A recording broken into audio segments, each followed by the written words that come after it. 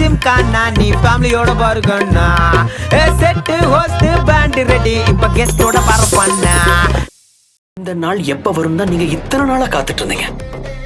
இனிமே நீங்க எப்பவும் சந்தோஷமா மட்டும்தான் இருக்கணும். நம்பிக்கையோட இருங்கம்மா. செல்வி பேசி முடிச்சிட்டாங்க. 2 பேர் மட்டும்தான் தனியா இருக்காங்க. விஷயத்த சொல்லிட்டு போயிடலாம் வாங்க. அத்தை இப்ப வேண்டாம்.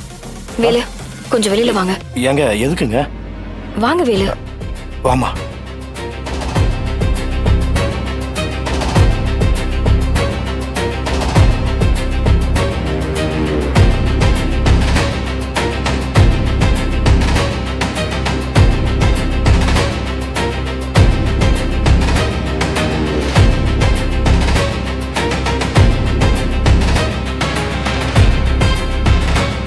என்ன செல்வி நீ விஷயத்த சொல்லும்போது எதுக்காக தடுத்து நிறுத்தின?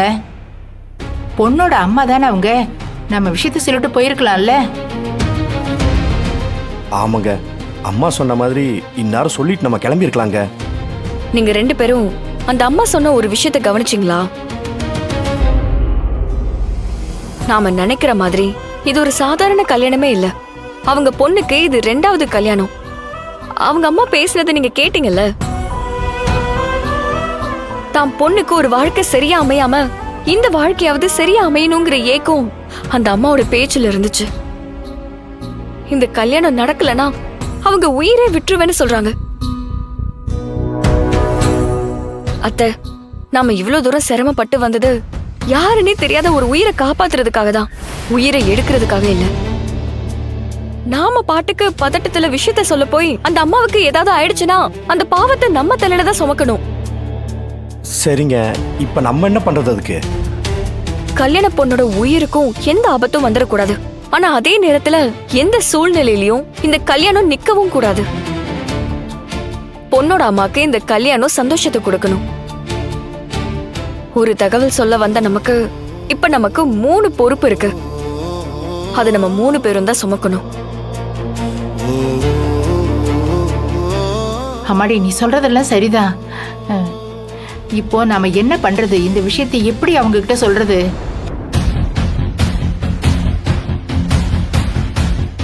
அதுக்கு நாம முதல்ல இங்க இருக்கிற சூழ்நிலையை புரிஞ்சுக்கணும். யார்கிட்ட சொன்னா விஷயத்த பெருசு பண்ணாம சுமூகமா முடிக்கிற மனநிலையில இருக்காங்கன்னு கண்டுபிடிக்கணும். அதுக்கு நம்ம திரும்பவும் உள்ள போகணும். ஏங்க உள்ள போகணுன்றது சரிதான். ஆனா நம்ம என்னன்னு சொல்லிட்டு போறது? அங்க யாருமே தெரியாத. பொண்ணு வீட்டுக்காரங்கன்னு சொல்லிட்டு போறதா இல்ல மாப்பிள்ளை வீட்டுக்காரங்கன்னு சொல்லிட்டு போறதா? நாம ஏன் தெரியாத முகத்தோட போகணும்? தெரிஞ்ச முகத்தோடயே போலாமே. புரியல. நமக்கு சம்பந்தப்பட்ட கேட்டரிங் ஆளுங்களாவே உள்ள போவோம். ஏங்க அப்படி போனா கண்டுபிடிச்சிட மாட்டாங்களா? நாம என்ன தெரியாத வேஷத்திலே நடிக்க போறோம்? தெரிஞ்ச வேஷம் தானே, எப்படியாவது சமாளிச்சிடலாம். அவங்க கண்டுபிடிக்கிறதுக்கு முன்னாடி யார்கிட்ட விஷயத்த சொன்னா சரியா இருக்குமோ அவங்க கிட்ட சொல்லிட்டு நம்ம கிளம்பிடலாம்.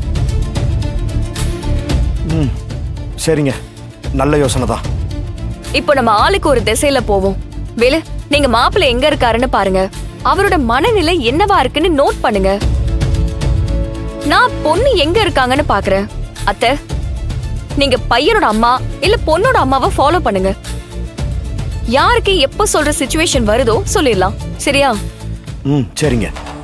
சரி புரிஞ்சுதுங்களா? இப்ப நம்ம எல்லாரும் மண்டபத்துக்குள்ள போலாம். சரி வாங்க.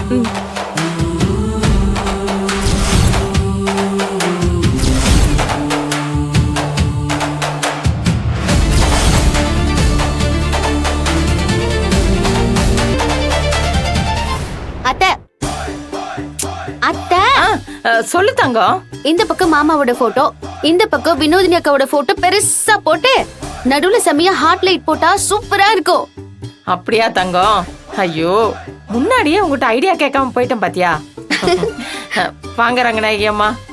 ரங்கநாயகி அம்மா ரூம் எல்லாம் நல்லா வசதியா இருக்கா? என் மருமக என்ன சொல்றா? என்னடா 2 நாள்ல இவ்ளோ பெரிய ஏற்பாடு பண்ணிட்டாங்களேன்னு பிரமிச்சு போயிட்டாளா? நாம தான் அவளை நினைச்சு பிரமிச்சுக்கணும். அவ ஆரம்பிச்ச இடத்துலயே தான் நிக்கிறா.